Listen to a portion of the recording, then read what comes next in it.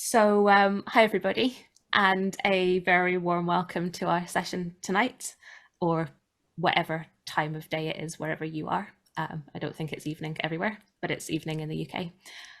It's really great to see some familiar faces and some names that I've seen popping up all over the place, and also some people that I've never heard of before. It's wonderful to see you all here. Vikki and I are super excited to bring you this presentation. We are going to have time for questions at the end if you would like to stay and ask them. So you can throw them in the chat, or you can just wait till the end and ask them then, whatever you're comfortable with. A wee bit of Zoom housekeeping. If you could keep yourselves muted, that would be really helpful, just so we don't get any what's the word, feedback and stuff while we're trying to talk, until the end, obviously. And obviously the session is being recorded, so it can go out to people afterwards. So if you want to turn your cameras off, then that's absolutely fine. It's lovely seeing your faces, but if you would like your faces not to be seen, then that is also completely fine. So I think that's enough of me. Let's kick off. And I'm just letting two more people in.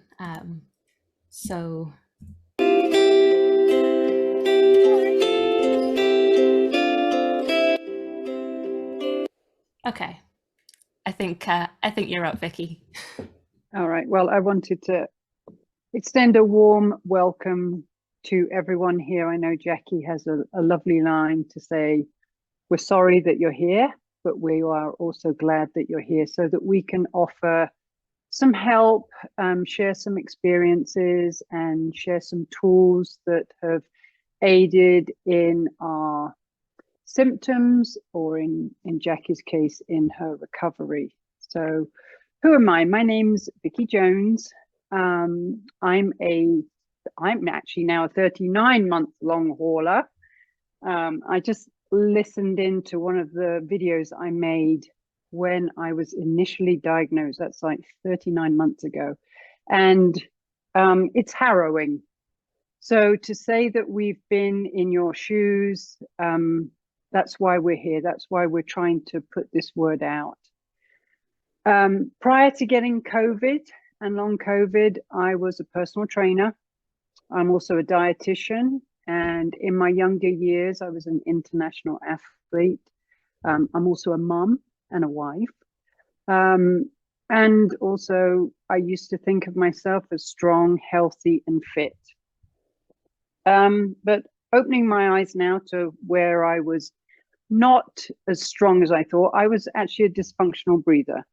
And that wasn't brought to my attention until I actually learned how to breathe correctly to help with so many of the long COVID symptoms.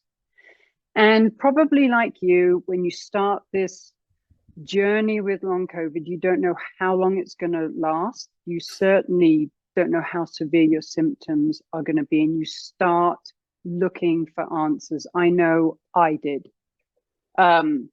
I would doctor myself. That was what my husband and I would say. We need to doctor ourselves because the answers were not out there. And I'm look back on the time that I heard about breathing techniques through certain programs. And although they didn't help me, because I was such a dysfunctional breather, I could barely hold my breath for more than 3 seconds, I comprehended that there was something in it that would help me. And my personal training mind went to the fact that I could modify these exercises. But thankfully, my paths crossed with Patrick McKeown, who is the founder of the Oxygen Advantage and also the founder of the Butico breathing program. He's also written books called The Breathing Cure and some others. And he opened his ears to me. He listened to me. He was curious about long COVID. And him and I worked together in modifying the exercises that he had already come up with for long haulers. And like I said, I'll be forever grateful.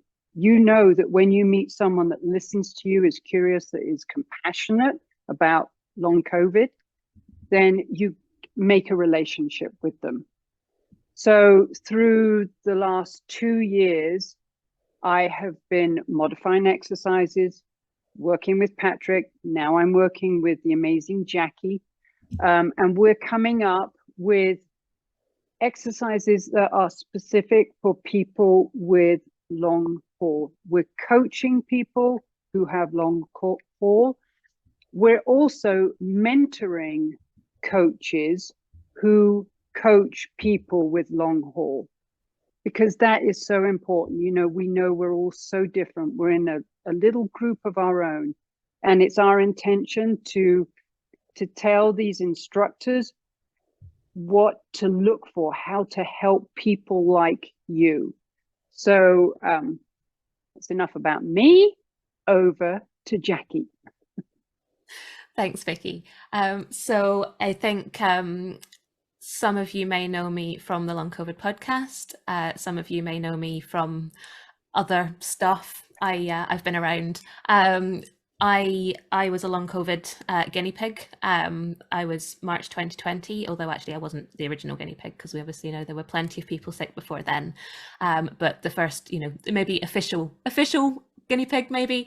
And yeah, like Vikki, I would have seen myself as a completely fit, healthy, active, nothing wrong with me, I won't get sick kind of a person. And the fact that I'm still here tells you that that didn't quite go to plan. And one of the first things that I found, in fact, the first thing that I found that helped me, was learning to breathe better.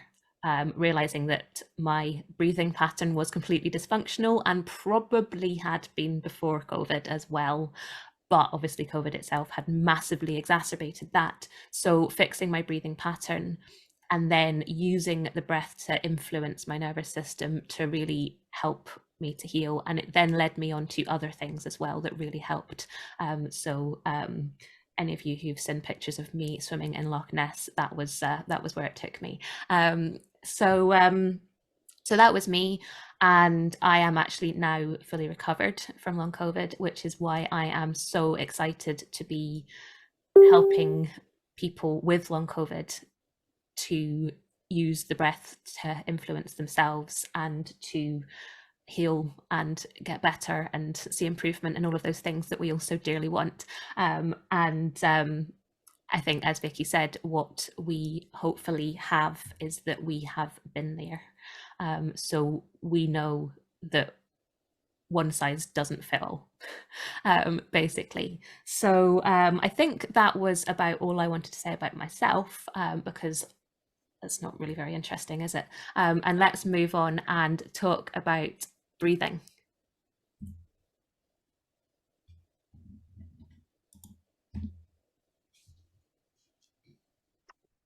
All right, so I thought we'd start the session doing a little bit of nasal breathing, since that's what we're going to be talking about. And I think it's also a good way.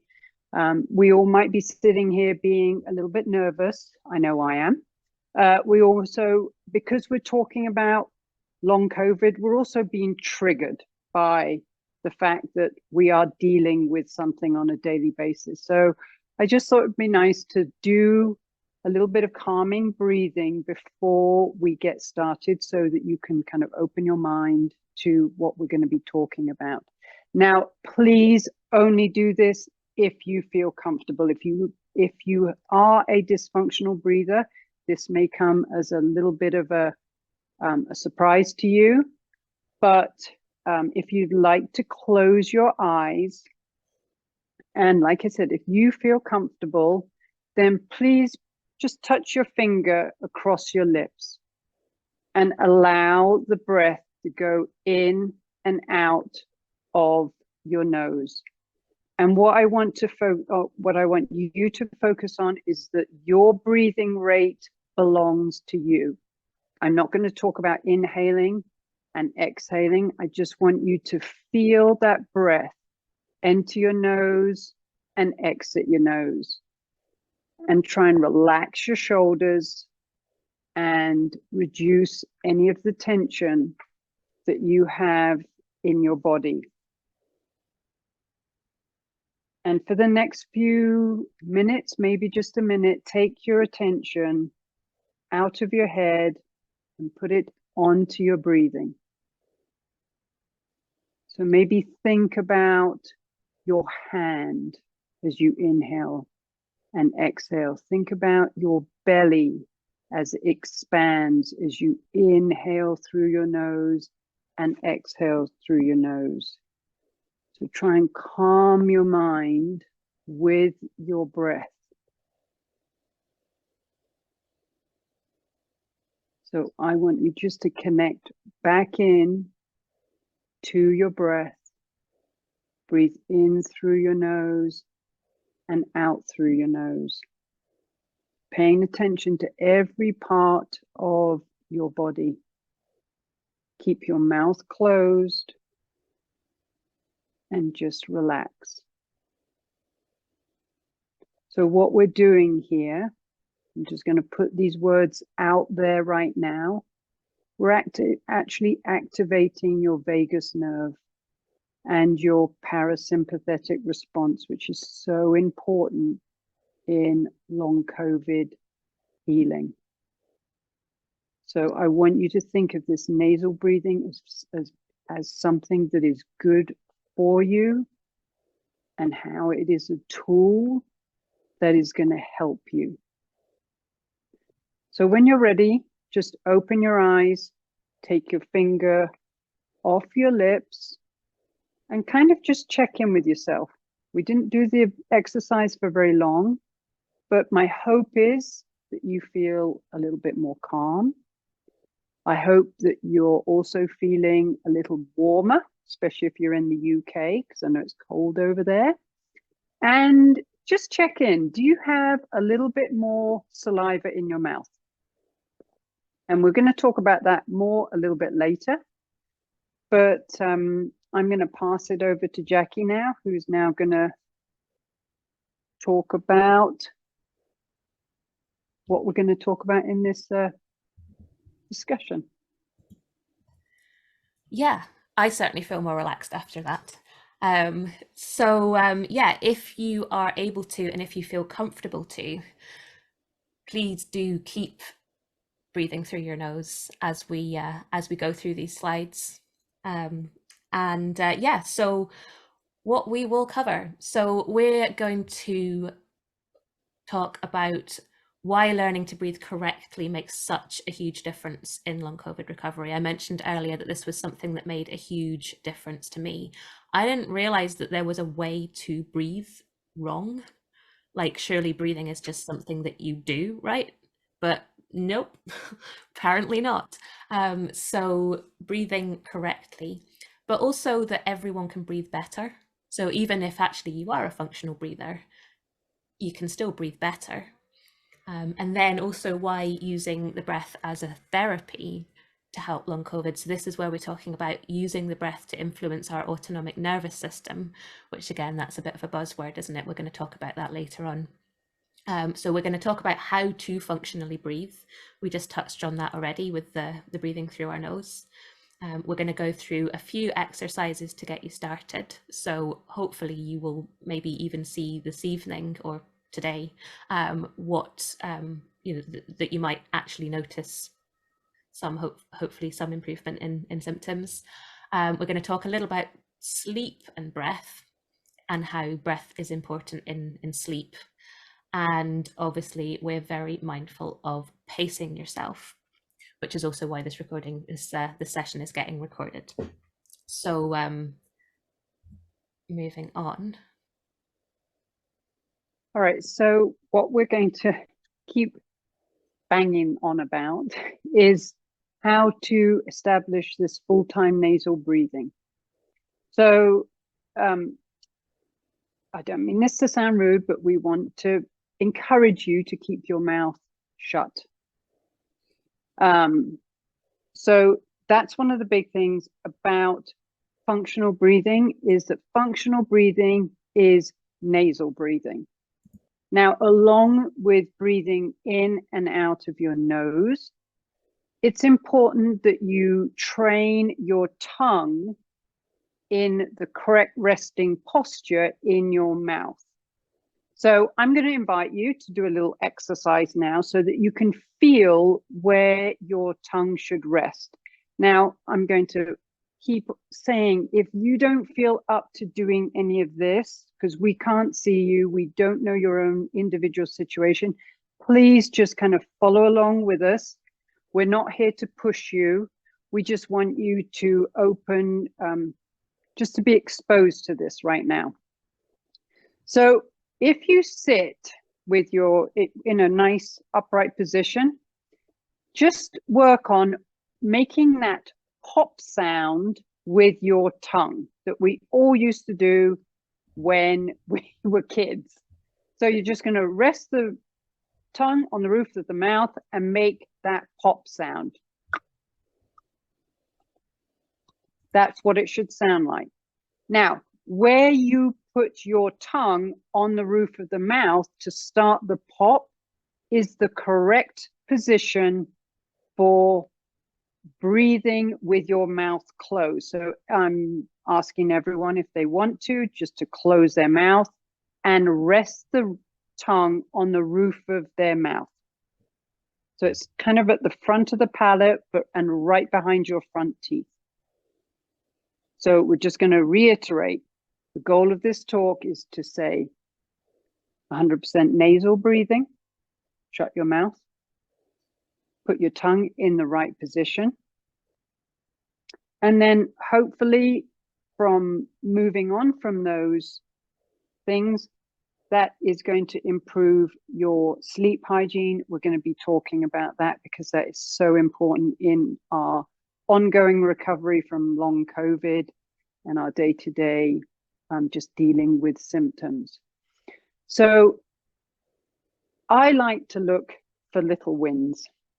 And if you take from this talk the fact that you're going to full-time nasal breathe and you're going to put the tongue in the proper place in your mouth, to me, that's a little win. And I think with long COVID, sometimes we have to change our attention onto this big picture, and we have to find little wins during the day, little wins that make us smile, because they make a huge difference to us. Anyway, I think, Jackie, you're next. Okay, so what is long COVID? I mean, I don't think we need to spend too long on this slide because I think unfortunately everybody here will be all too painfully aware of what is long COVID. But I think a few things are worth highlighting. Obviously, long COVID is real. I think we all know that. But long COVID is also a form of trauma. Trauma when our world as we know it is changed without our consent. We didn't ask for this. We didn't want it. We certainly don't want to be here, but that is unfortunately what happened. So it's traumatic. It can be traumatic in several ways. Some people might have had a fairly traumatic initial infection. Some people may have had a almost unnoticeable initial infection, but certainly this long-term being unwell, that is traumatic in itself. What I think we also will have to some extent is dysfunction of the autonomic nervous system. So the autonomic nervous system is what controls all of our kind of unconscious functions, our breathing, our heart rate, our gut, our pupil size, all sorts of other things that I am not going to waste time by mentioning because we all know them. So this is where breathing comes in, because breathing is the one thing that actually we can influence. Okay, so people with long COVID may be feeling any of these things on the slide: scared, anxious, let down, misunderstood, unsupported, depressed, frustrated, hopeless, unseen and unheard, and possibly many other things as well. And again, all of these things post-trauma. Trauma can really mess up our autonomic nervous system as well. So with the breath, we can work on that. we can work on the nervous system. So this is where we're talking about the breath being such an incredibly powerful tool for us to use.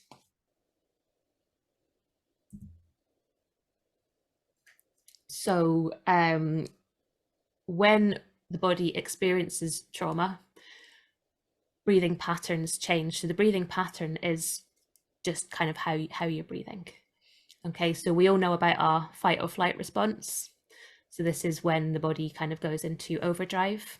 You're going to get things like faster heart rate, faster or irregular breathing, shallow upper chest breathing, breathing hard, breathing fast, already did fast, mouth breathing, things like constantly sighing, and potentially more prone to things like panic attacks. What we also might be getting is our absolute shutdown. This is where the body has been doing the fight or flight, and it's just like, I can't take any more, and it shuts down. It's like when your car gives you all the warning lights and then it just goes nope, and then it just dies. So these are the breathing patterns that we are likely to be getting. You will probably be looking at that list and be sort of nodding certainly at some of them.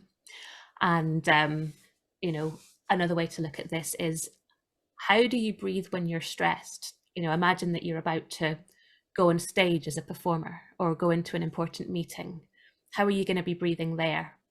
Probably a lot of the same things as is on that list. So then when, as long COVID people, our nervous systems are already stressed, they're already sort of reacting to extra triggers. Then when we had stress on top, this is why triggers are such an issue. So this is the sort of thing that we're going to be looking at. So moving on. So as Jackie just touched upon, our autonomic nervous system is something that is massively affected by long COVID.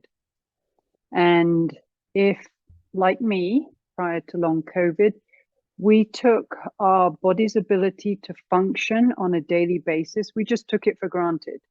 We took it for granted that we could digest food, that our heart rate would be stable, that our hormones would function properly, that our blood pressure was normalized, that our body temperature was normalized, and also that we had that we could breathe.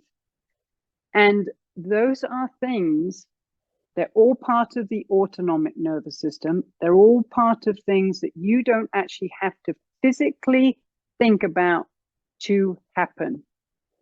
Now, the only thing that you have control over in all of the things that I've just mentioned is your breath.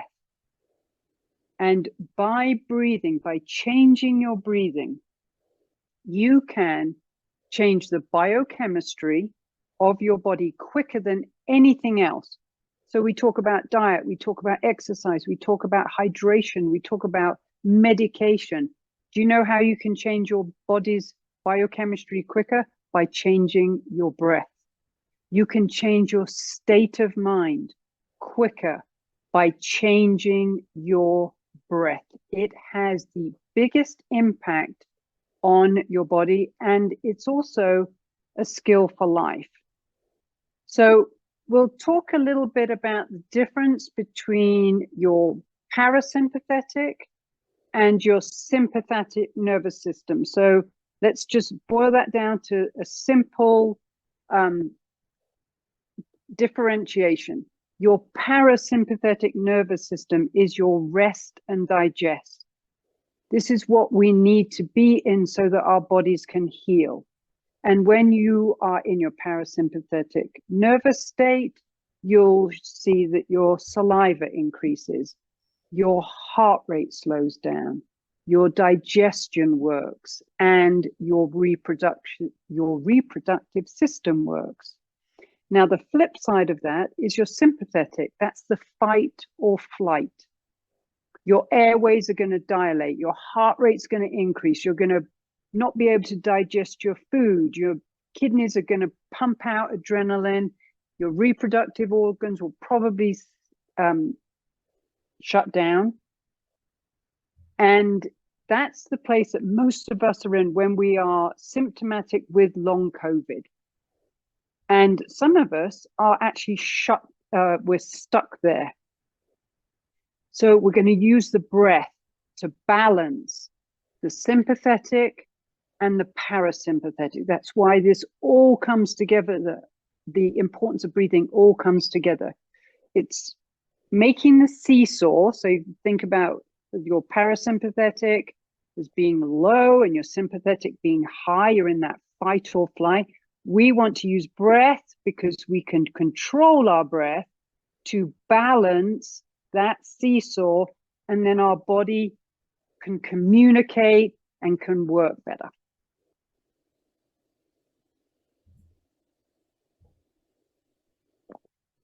All right, so we talked a little bit about why, well, we said we want you to nasal breathe. We didn't tell you why. But let's just, you know what? I'm not even going to read this slide. I'm just going to tell you what happens when you breathe through your nose. It will calm your mind. It will help you get into deep sleep. You'll wake up feeling refreshed. Your mind will clear. You'll have clarity of mind. You'll be able to focus. You'll be able to concentrate. In fact, the nose has more than 30 functions. Now, let's just flip to the mouth. What happens when you mouth breathe? You're going to have an agitated mind. You're going to have poor sleep. You'll probably have daytime fatigue. You're going to have brain fog, lack of focus, poor concentration. Every day is going to be a struggle. And I think we all know how that feels. So I know this slide talks about, oh, we're going to promote dehydration. But you know what? The bottom line is you want things that you can attach to. You want a calm mind. You want better sleep. You want to feel like your mind is working and you're getting rid of that brain fog. So come with us on this journey. We're going to talk more about some of the breathing exercises that you can do to help get that parasympathetic nervous system stronger.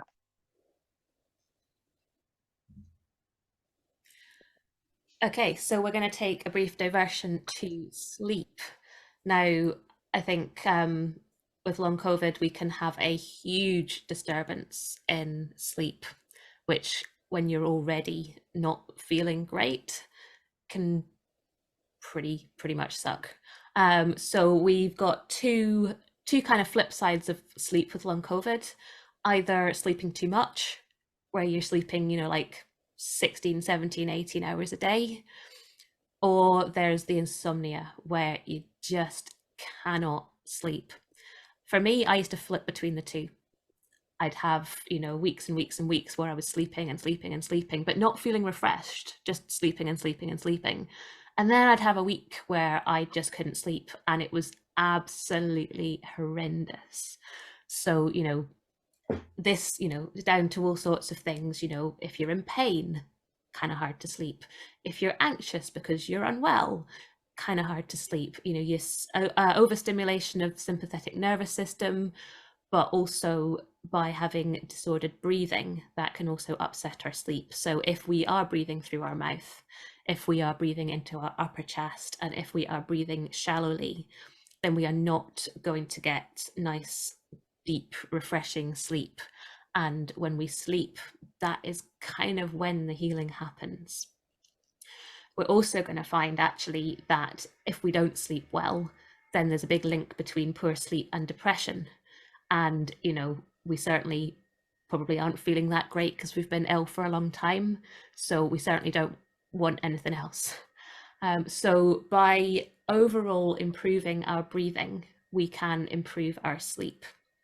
So by nasal breathing during the day and also nasal breathing at night, we can improve our sleep. Things like pre-sleep routine, all these things that we talk about with sleep hygiene and stuff, reducing your screen time before bed, cool, dark, airy room, not eating late, all of these things can also help. But, we also know that when you have long COVID, routines can be quite difficult if you're feeling terrible. So, again, we do what we can. Things like getting outside in the morning, that's all well and good if you can get up in the morning, but sometimes we can't. So, again, it's coming back to how important is breathing. Breathing is incredibly important because that is something that we can do. Can I just interject something Of there? course. It was just a light bulb moment. So we've been talking about nasal breathing all day and how we need to do it throughout the day. And I can't remember how many breaths we take, but if we then go to sleep and open our mouths, we literally put ourselves back into that fight or flight. So we don't want to undo all the great work that we do during the day by suddenly going to bed, opening our mouths and breathing through our mouth, because then we negate everything. We're trying to get you into that rest and digest, which you obviously is sleep and digestion. And sleep is also about recovery and rejuvenation. That's when it all happens. So if we can close our mouth, and I know there's a lot of information out there right now about taping your mouth, and we may or may not touch upon that, but we would certainly invite your questions about it. But it's just something to think about. It's like we don't exercise and then go and eat a unhealthy food. We want to carry on the good work that we're doing for as long as possible, because that's where our body wants to be. That's our body wants to heal itself. Yes, exactly. So hopefully you're still nasal breathing. Or if you maybe have slipped back into mouth breathing, you're now remembering that, oh yeah, they told us to breathe through our nose. So that constant awareness, are you breathing through your nose? Ask yourself that question. So hopefully you are. And now we're going to talk about diaphragmatic breathing. And I'm just looking at that thinking, did I spell that right? I'm actually not sure because there is too many letters in that word, but that does not matter. Diaphragmatic breathing. So our diaphragm is extremely important. It's extremely important breathing muscle. So you can do this sitting down or lying down. Doesn't really matter where you are. So if you're feeling more comfortable lying down, then that's absolutely fine. And what I want you to do is to take your two hands and put one kind of on your upper chest and one on your belly over your diaphragm. And if you can see Vikki, she is demonstrating. I think she might be in a very small box up in the top right hand corner, depending on your device.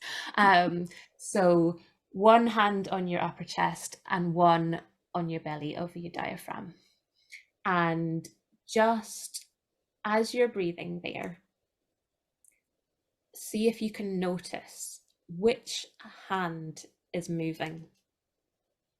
So is your chest hand moving? Is your belly hand moving? Maybe both of them are moving. Just have a wee notice. And now you're probably all conscious of it and you're thinking, oh, but which one am I supposed to be doing? Oh, it has that big word on the screen. So does that mean I'm supposed to be using my diaphragm? Well, yes. So keep noticing your breath. And if you'd like to close your eyes, then you can. So the importance of nasal breathing, we've talked a lot about that already. And if we are nasal breathing, then we are much more likely to be diaphragmatic breathing. So the two are linked. But what we want at the moment, we are all at rest. So we want to be breathing into our belly with our diaphragm.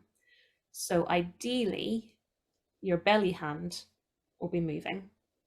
Not very much, hopefully, because unless anyone is out running while listening to this, then we're all sitting at rest. So we want our belly hand to be moving. So this diaphragmatic breathing, we are stimulating our vagus nerve, so our big buzzword vagus nerve. What we're also doing is we are allowing air to go all the way down to the bottom of your lungs, because that is where the best gas exchange happens. If you remember back to your school biology and pictures of the lungs that we used to see, and they have all those little things called alveoli. They look like kind of upside down mushrooms down in the bottom of our lungs. And that is where you're going to get the best gas exchange.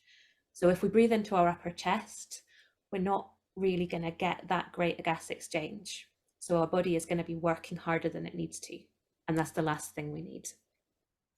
So if we get that air all the way down into the bottom of our lungs by using our diaphragm, then we'll get that better gas exchange and our bodies will be working more efficiently. It's also going to slow our breathing down. So remembering back to that slide about the fast and hard breathing, we don't want fast and hard breathing. We want our breath to be slower, calmer. It helps to calm your mind as well. And it also can help with things like backaches and posture. And this was something that I noticed as well, actually, when I was unwell, because I wasn't really moving in the way that I used to. I was maybe doing a lot of sitting on the couch, a lot of sitting in uncomfortable positions because I felt uncomfortable. So I had backaches for the first time ever. I thought, I'm too young to have backaches. This is ridiculous. But no, apparently not. So diaphragmatic breathing can really help to support posture as well. And the great thing about this exercise is that you can do it anywhere. So you could do it lying down, you could do it sitting up, and you can do it while you're out walking if you're able to walk as well. So if you're going to walk to the post box, actually you could walk to the post box and think, am I breathing into my diaphragm? Or am I breathing into my upper chest? And then once you're aware of something, that's when you can hopefully start to then influence it. So again, hopefully you might be feeling a bit more relaxed after that as well. And I think Vicky's going to take over now. I'm going to take over and I'm going to add a layer if you feel comfortable with this. So if you can just keep focusing on that nice diaphragmatic breath, and you can now remove your hands from your chest and your belly. And what I'd like you to do, if you feel comfortable, is gently cover your right nostril with your finger. So we're actually going to do some left nostril breathing here, which is really good to stimulate the parasympathetic rest and digest system. And it will also help calm you because that side of the brain is the calming side. So if you feel safe, please do this. If you don't, just carry on with that nasal breathing. So close your eyes and start inhaling and exhaling at your own pace through the left nostril. So you're going to inhale through your left nostril and you're going to exhale through your left nostril.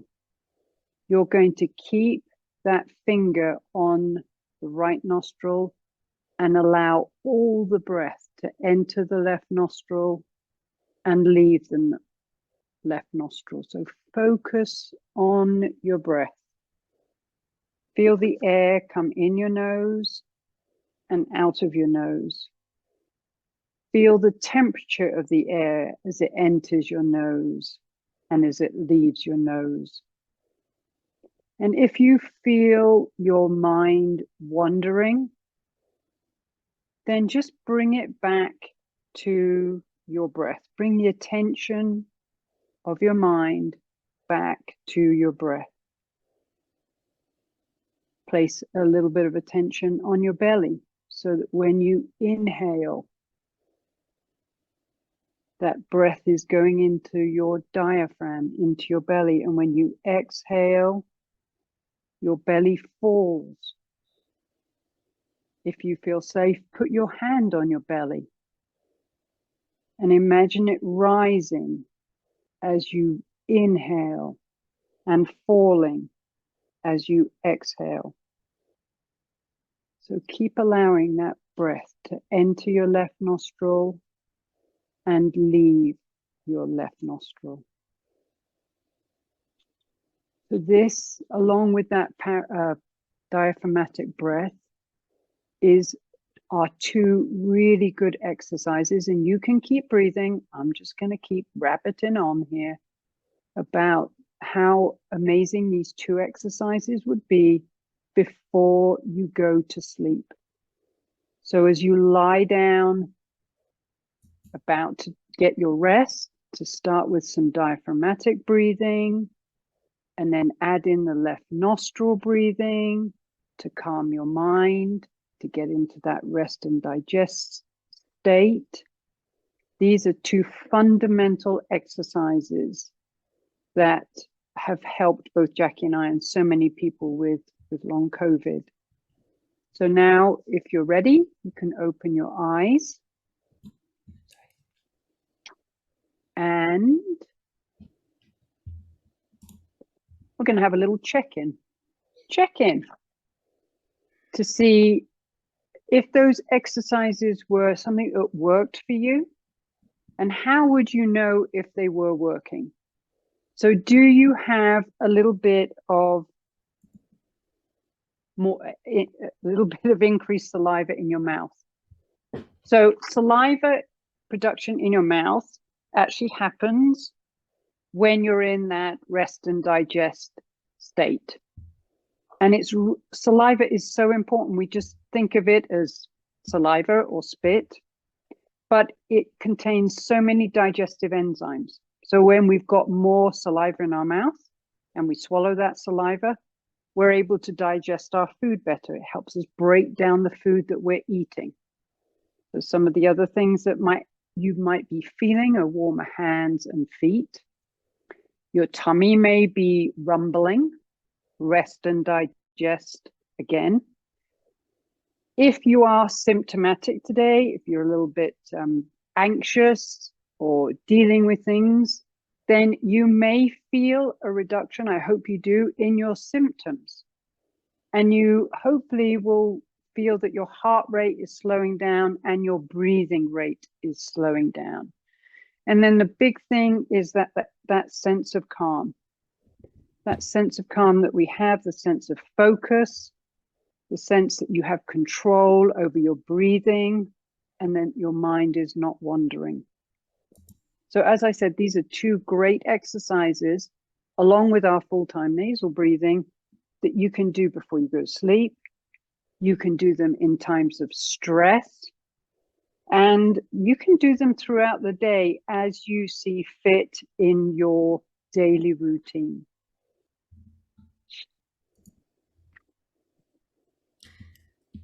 Okay, pacing. So again, one thing that when I was unwell, pacing, I mean, I hated pacing. It's so hard. And then as soon as you think that you might just about have the hang of it, then you haven't. So how can we pace our breathing exercises in a way that get the exercises to help us, but without, pushing ourselves too hard?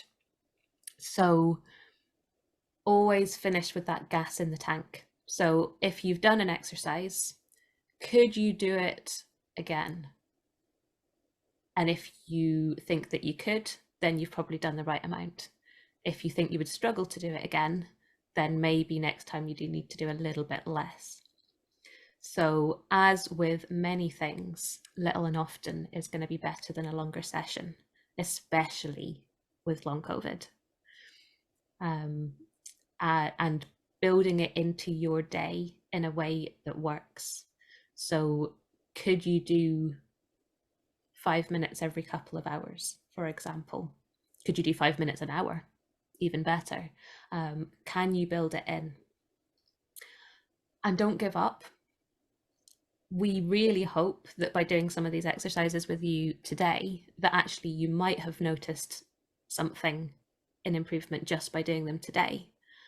But even if you didn't, it's a bit of a long game. So you will notice improvement over time. But we also know with long COVID that this is not a linear thing. So, you will notice improvement over time, but maybe not obviously to start with. And I think the other thing is, that you can increase or decrease the frequency and timings at your own pace. So, how do you feel today? Listen to your body. Could you do 5 minutes? Or maybe you just need to do 3. Or actually, are you feeling, are you having a good day and you think, actually, maybe I could do 6 minutes? Let's see how that feels. Just go slow. Something that I have had to learn, and it was not a lesson that I wanted, was to really take things slower than you could possibly imagine. So my personality would have been like, right, breathing exercise, excellent. Let's do all of them at the same time, all together, because I'm going to crack this and I'm going to crack it today. And that didn't work very well. So little and often, play the long game. So I'm going to hand back to Vikki, who is just going to tell you a little bit about something that you can come and join us if you would like to, before we open the floor to questions. Before I talk about this, I just wanted to share what happened to me 2 weeks ago. I am still very much symptomatic with long COVID. I have a lot of issues. And unfortunately, I was out in public and had an attack of bradycardia, which means that my heart rate goes very low. And it means that I can't stand up. And I also get tremors, and I'm unable to speak because my autonomic nervous system is so affected by whatever's going on. So unfortunately, most people who see this will call 911 because I'm in America. And the ambulance arrived and they monitored me with my heart rate at 33. My husband arrived. He's been with me on this journey. And he sat with me in the ambulance. And he just said, Vikki, you know what to do. Inhale and exhale. It's a trigger. It's a reminder. I can hear him. And I know that I have control over my breath. It allows me to get back to the place where I want to be. And that is why this, to me, is such an important message to get out to people with long COVID. There are lots of different exercises. And as breathing coaches, we're here to help you find the exercises that will help you. We have touched on 2, 3 ones that we use, but there are many more. And that's why we have developed a breathing course. It's a 6-week course of 12 sessions. Long COVID is very individual. And we have developed this course. We've taken the guesswork out of the breathing exercises that are out there. There's so many. And we have made them suitable for people with long COVID. We've made them suitable for you as we get to know you. And we want to be able to share this. We want to be able to help people with this. And that's why we're doing this. So it's a 6-week course. There's 12 sessions. We're only going to have 8 people in a session, so you'll get individual attention. We're going to try and offer it in different time zones. And it's a tool that will help you. I want you to maybe close your eyes and think of something that you'd really like to be able to do in your life, whether it's just to feel better, to have a better quality of life, to understand how breathing can help with your hormonal cycle, how you can prepare for a special event that you're looking forward to. Everyone has a different a goal, and that's why this should be an individual program. We've all done the cookie cutter programs. I've done them. It didn't work. Jackie did them. It didn't work for her. We're trying to make this accessible to people with long COVID. In the course, you'll get handouts, you'll get worksheets. We will keep you accountable. We'll be there to support you. We'd like to invite you to have a companion with you just in case you don't feel great on certain days.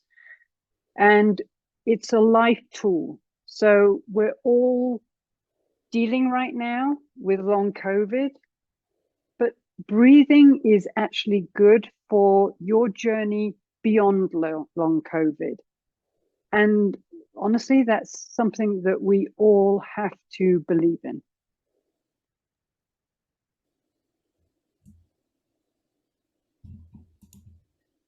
Thank you, Vikki. We're going to open the floor to questions. I've noticed some in the chat, and I'm going to get rid of the screen in just a second, so we can kind of get to all of those. But what we would love you to do is follow us on socials if you would like to. We have a Facebook group as well for those of you who use Facebook. Do come and join us there. You can ask questions, you can kind of share experiences and all of that, if that interests you. And you can also email us as well. Our email address is on the screen there, longcovidbreathing@gmail.com. So if we don't get to your question tonight, or if you have any other questions that you remember 5 minutes after we close the call down, which is what always happens to me, then please do get in touch with any queries that you might have. So with that, Can I just jump in? Of course you can. Couple of things. Just wanted to thank Tom, who's in the chat. Tom Heron. Thank you for answering some of the questions. Tom is also a breathing instructor with Oxygen Advantage and Butico. I know he's up there in Scotland I think he's up near Jackie. Ooh. And also to Debbie, who is here. She is, I met her on the ME and CFS and long COVID Facebook group. And yes, Debbie, I have coached many people with ME and CFS, and it's something that people with long COVID are now very aware of. I think like the people with ME and CFS form their own group, and people with long COVID also formed their own little group. We are dealing with these silent diseases. And honestly, we're all here to support each other. I have learned, and it's opened my eyes to so many things, but ME and CFS is one of the things that it's opened my eyes to, the people that have been suffering with this, as you say, for much longer than we have been suffering. We only came onto the forefront 3 years ago, but there are people that have been dealing with ME and CFS for so much longer. So I don't want you to think that we're ignoring you. We're trying to help people with the gift that we have. Yes, exactly. Thank you. So shall we just hang on, let me lose the screen share. And we can fire some of these questions. So yep, the air that we breathe is also important, yes. also by breathing through our nose, we're making the best use of a filter that we have as well. So I'm not sure we really mentioned that when we were talking about nose breathing, did we, Vikki? No, I went straight to other things. But yes, yeah, if you're breathing through your nose, you're going to be filtering out much more particles of stuff than you are through your mouth. So that will help. But yes, breathe the best air that you can as well, of course. Okay, I would like There's to know a if we should. question.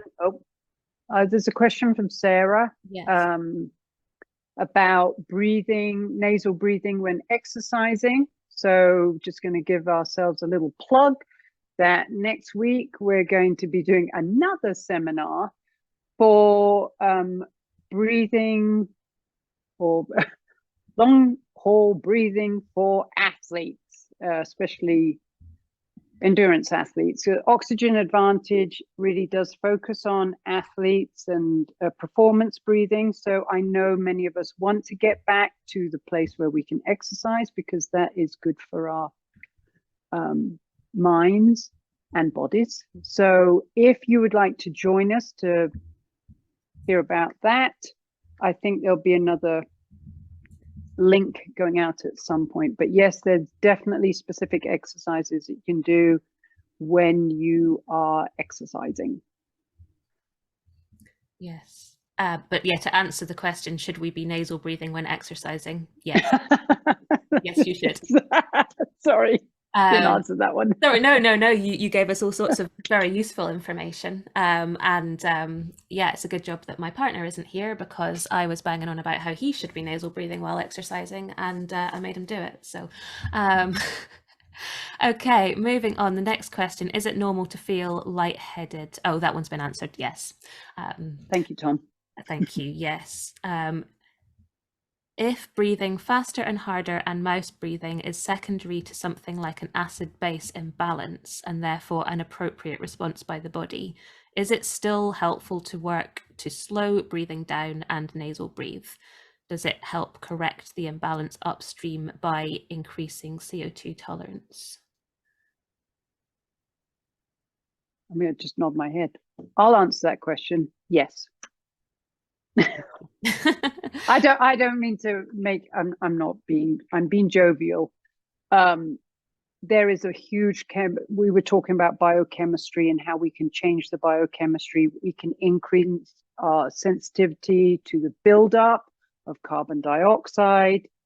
There are so many chemical reactions that go on when we breathe. What we're trying to put across is things that change really the way we're feeling. So there's a lot of underlying science that we all learn as instructors. We chose to keep this very simple. That's a great question. But yes, biochemistry changes.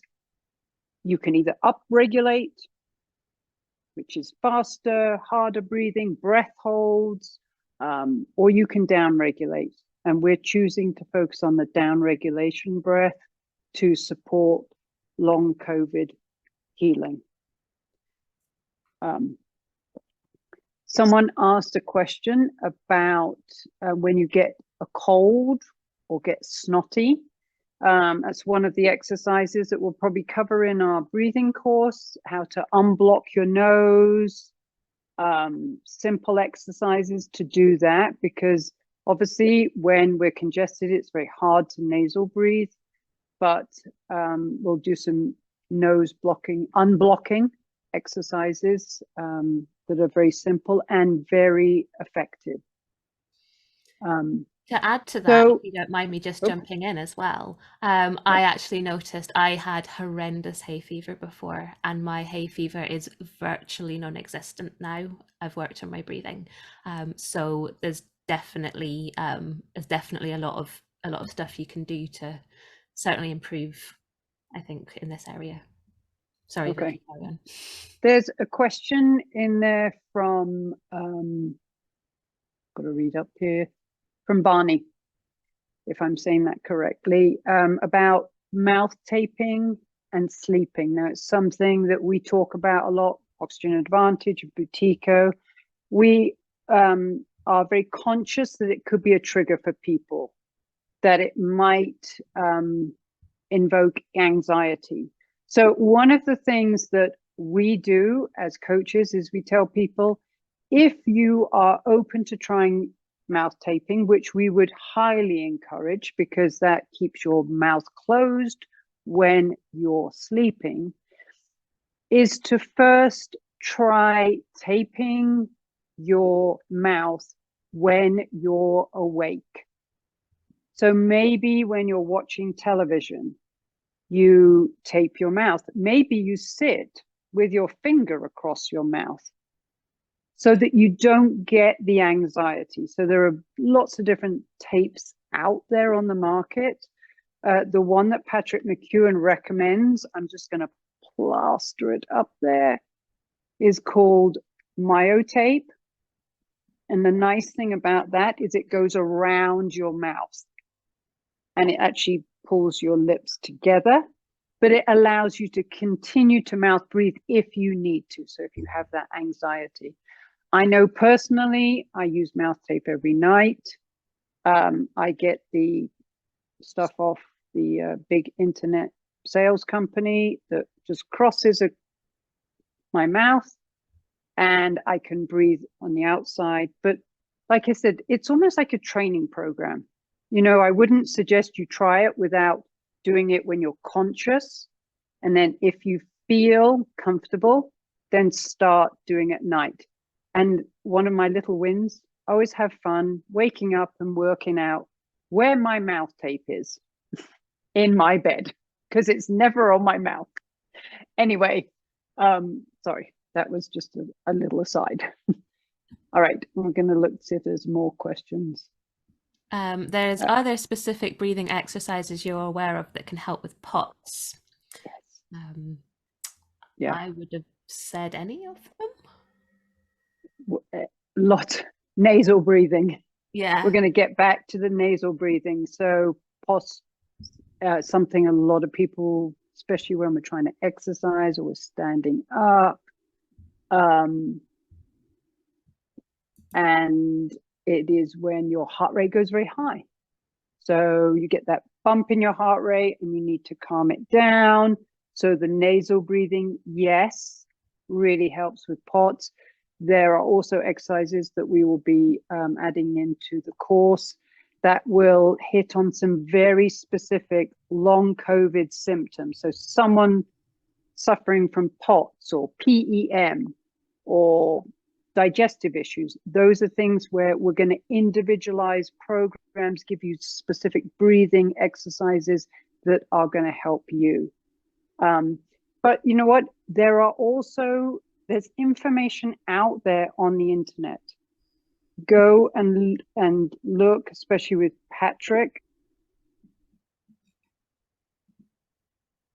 Yeah. Oh, Vikki, we have lost you.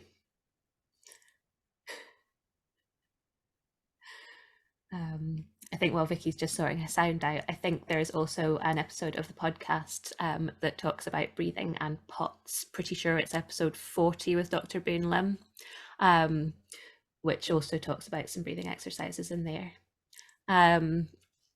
If I can multitask, I might even drop a link in the chat of that.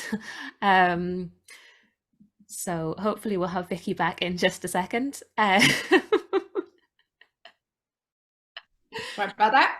That's all right, we've got you back.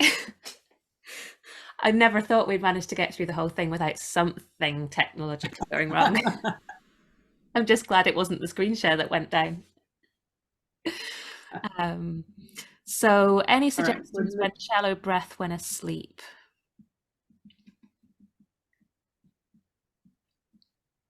Mouth taping. Yeah. Would be fun. And also getting that routine prior to sleep.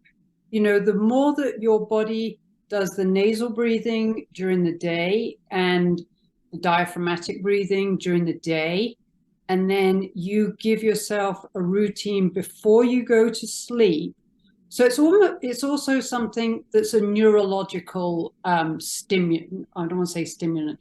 It's your neurology that changes. So if you can do these exercises prior to sleep, you're much more likely to have a slow breathing rate during sleep. Now, I caution everyone, I'm 3 years in. I've been doing these breathing exercises. I think my breathing rate has only recently changed during sleep. So it takes our body a while. But, you know, it's definitely a benefit, and it's something that if you can start doing as soon as possible, it will definitely it will minimize the shallow breathing that you do at night.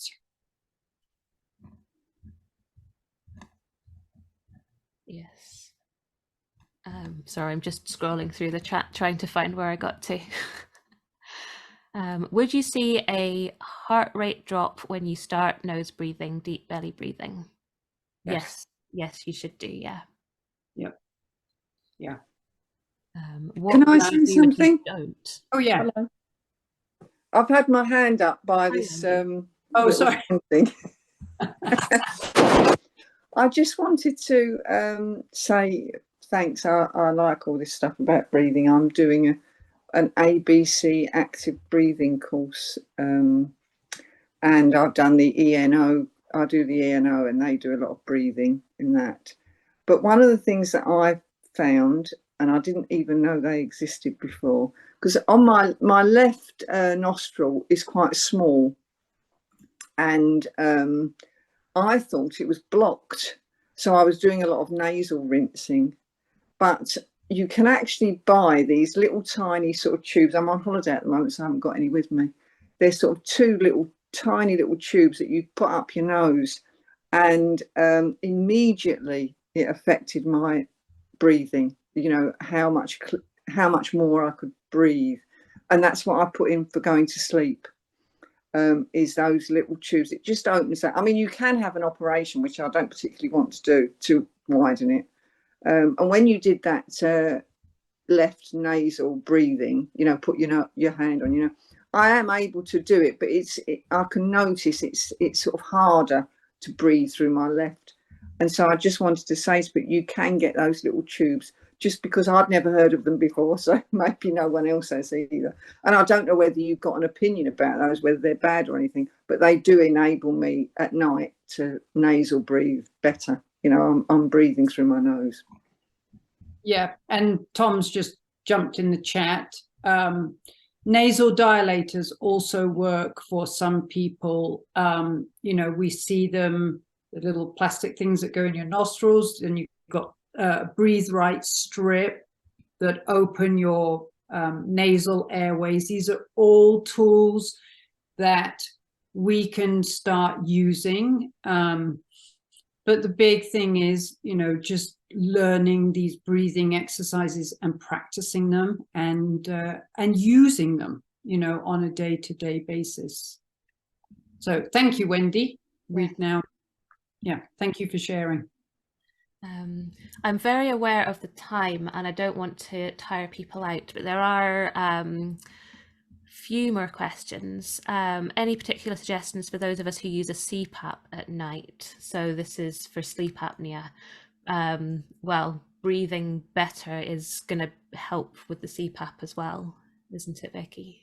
It is. And if you go on to the Butico website, and I don't know what the website is, but there's a whole thing on sleep apnea. There's a whole thing on CPAP machines that Patrick talks about. And, you know, we're not going to give you advice over doctor's advice. So obviously, if you've been given that prescription, you need to follow it. I would just, I'd invite you to start looking at research that Patrick puts out and the papers that are out there on sleep apnea and how nasal breathing can help. So even just working on your nasal breathing during the day is going to help with hopefully that CPAP machine at night.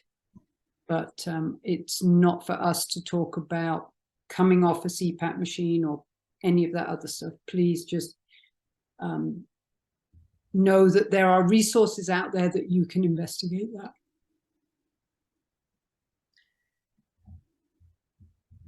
Yeah.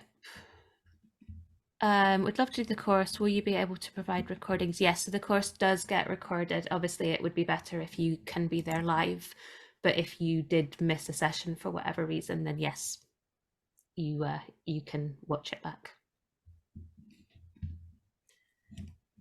I've managed to lose my chat because I've managed to accidentally open a window and I'm not quite sure what's going on here. Can you see the next question, Vikki? Trying to look. I'm losing my mind. Oh, so there's another one, because the sleep is so important. Someone's put a question in there. What happens when you wake up at night and can't go back to sleep? So that's another time to do maybe some left nostril breathing or some diaphragmatic breathing, or just to work on that nasal breathing. And sometimes I think we breathe unconsciously. And one of the things that we were all taught when we were kids was counting sheep. You know, oh, count sheep and you'll fall back asleep. Well, if you pay attention to your breath when you're nasal breathing or left nostril breathing, it will calm your mind and hopefully enable you to go back to sleep. So it's something to think about, you know, wake up, don't get up, you know, don't turn the light on, just see if you can't just do minutes of the nasal breathing and really focus on that inhale and exhale and focus on calming your mind. Sometimes we wake up with anxiety or panic, and it's once again, how can we calm our mind?